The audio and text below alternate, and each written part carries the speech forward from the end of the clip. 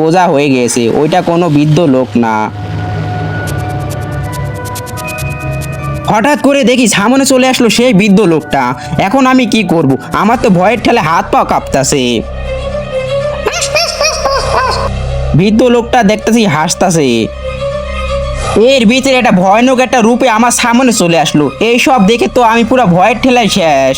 আমি হয়তো এখানে বেহুশ হারিয়ে পড়ে যাব। কে তুমি? কে? আমাকে এখান থেকে যাইতে দাও, আমার পথ ছাড়ো। কে আমি জানতে চাস? আজকে তোকে বাসায় যাবই না।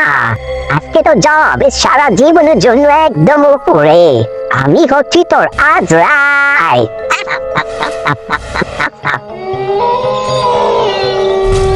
তারপর দেখি আমার মিন এগিয়ে আসতেছে।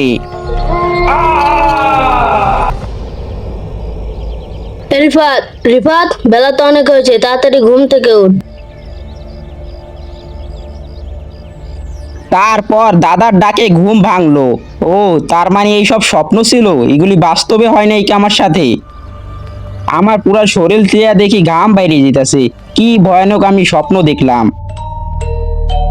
তাড়াতাড়ি বাইরে যে হাত মুখ ধুয়ে আয়। তারপর আমি ঘরের থেকে বাইরে চলে আসলাম হাত মুখ ধোয়ার জন্য।